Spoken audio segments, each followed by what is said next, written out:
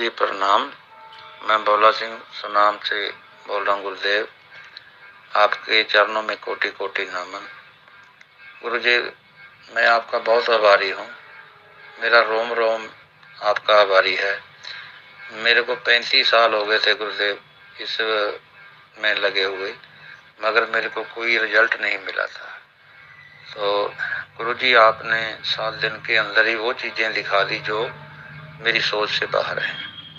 तो इसलिए गुरुदेव, बहुत मैं आपका धन्यवाद करता हूँ जो आपने मेरे को रास्ता दिखाया।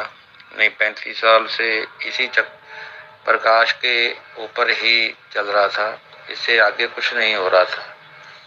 तो अब तो गुरुदेव ऐसी मेरे को अवस्था होती जा रही है, जो दुनिया के काम है, बाहर के काम है, उसको मन उससे पीछे हटने लग गया है। अब नहीं चाहता मेरा मन भी मैं ये काम करूं, मैं वो करूं।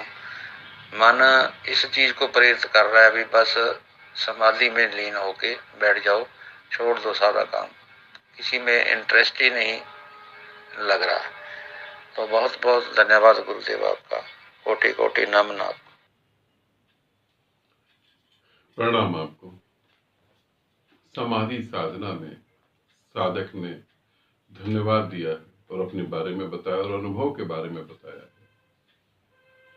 यहाँ पे मैं सभी साधकों को कुछ बातें बताने जा रहा हूँ, उन सभी को समझना। भोला सिंह को भी तो मैंने ग्रुप में बता दिया था, उनका ये अलग से ऑडियो जो है मैंने अभी सुना है। अब यहाँ पर धन्यवाद गुरु का कि गुरु की वजह से हमें ये सब हुआ, हमें ऐसा घटित हुआ। तो धन्यवाद देने की तो बिल्कुल जरूरत नहीं है। जो तुम्हें मिला उसे तुम बांटो। जो तुम्हें मिला, मैं ये नहीं कह रहा कि तुम झूठ बोलो, जो तुम्हें मिला उसे तुम बांटो। अपने प्रेम को बांटो, अपने परिवार में बांटो। फिर जो 35 साल में नहीं हुआ वो 7 दिन में हो गया।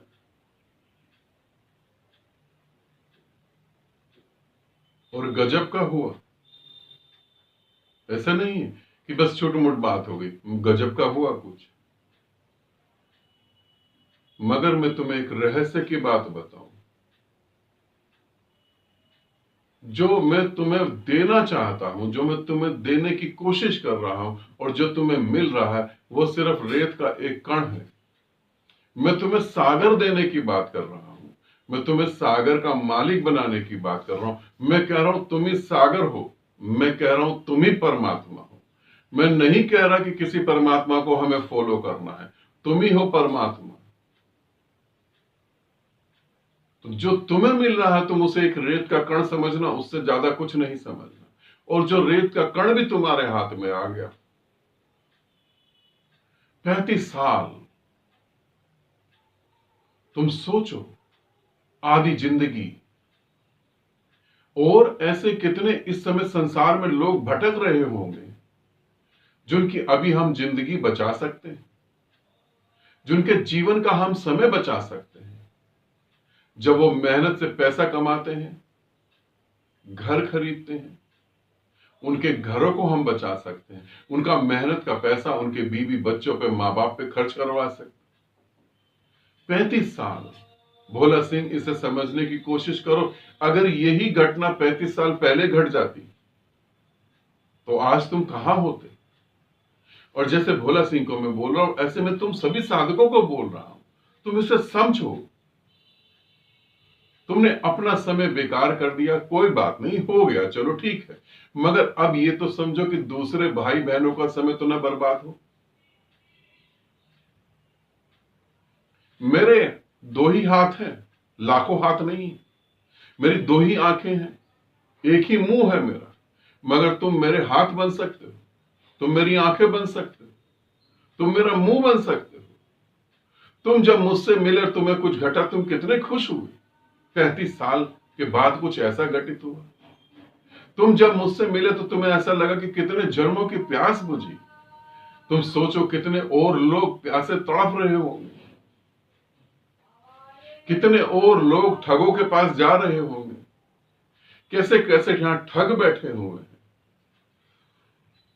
तुम इन्हें समझो, इस बात को कि जो तुम्हें घटित हुआ वो सभी को हो सकता है। हम उस ज्ञान को बांटें, उस ज्ञान को फैलाएं जितना फैला सकते हैं। इस संसार में मैंने बिल्कुल उल्टी गंगा देखी है बहते हुए। जिसे कुछ ज्ञान नहीं वो ज्ञान बांट रहा है, जिसे कुछ मिला वो मौन बैठ गया। कभी भी असत्य जीत नहीं सकता यदि सत्य बोलना चालू कर दे। ध्यान रखना, सत्य गूंगा होकर बैठ जाए तो असत्य ही जीतेगा। इस पृथ्वी पर इतना शोषण हो रहा है, इतना शोषण। हम इस पृथ्वी को शोषण से मुक्त कर सकते हैं।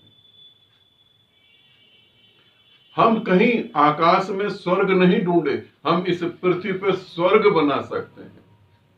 भोला सिंह, मैं तुम्हें कहना चाहूंगा और बहुत सारे साधकों को कहना चाहूंगा, धन्यवाद देने से तो अच्छा हम कुछ ऐसा काम करें। कितने प्यारे प्यारे छोटे छोटे बच्चे नशे में पड़ जाते हैं, जिंदगी बर्बाद कर लेते हैं। एक व्यक्ति नशे में पड़ता है, पूरा परिवार बर्बाद हो जाता है। और जो तुम्हें घटित हुआ, अकारण खुशी, अकारण आनंद, जिसको अकारण प्रेम घटित हो गया, जिसे अकारण खुशी घटित हो गई, वो कभी नशा नहीं कर सकता। अब किसका नशा करेगा? वो किस लिए नशा करेगा? वो कभी बलात्कार नहीं कर सकता। जो अपने में डूब गया और मस्ती में आ गया, वो किसका बलात्कार करेगा? इस पृथ्वी पर अगर असत्य जीता है, अगर असत्य राज करता है, तो असत्य की ताकत नहीं है कि वो राज्य कर सके। झूठ अगर राज्य करता है तो झूठ की ताकत नहीं है।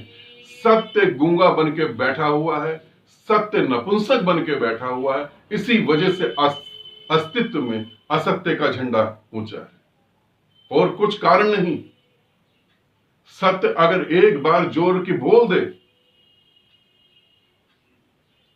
असत्य तो अंधकार की तरह है, अगर एक बार सत्य का सूरज चमक जाए आकाश में, तो पूरी पृथ्वी को हम स्वर्ग बना सकते हैं।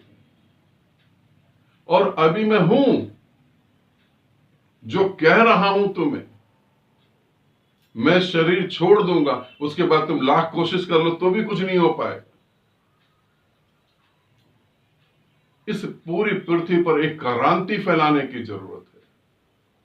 एक योद्धा की तरह मैं तुमसे भोला सिंह बात कर सकता हूं, क्योंकि सिख धर्म की मैं बहुत रिस्पेक्ट करता हूं।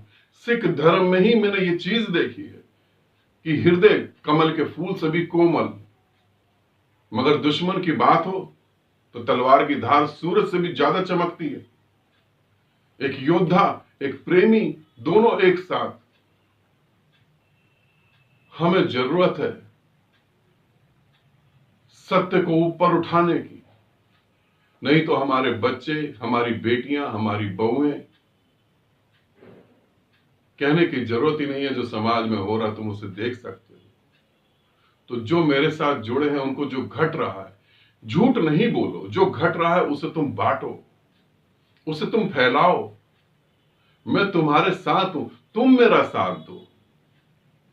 गूंगे बन के मत बैठो। और मैं किसी धर्म का नहीं हूं, मैं किसी भी धर्म का नहीं हूं, मैं किसी भी जाति का नहीं हूं। मैं हूं, बस मैं हूं, और कुछ भी नहीं। तुम मेरी बात को समझो। गुरु का धन्यवाद नहीं दिया जा सकता, गुरु के वंश को आगे बढ़ाया जा सकता है। मैंने भी बचपन में 6 साल की उम्र में गुरु को धन्यवाद दिया था।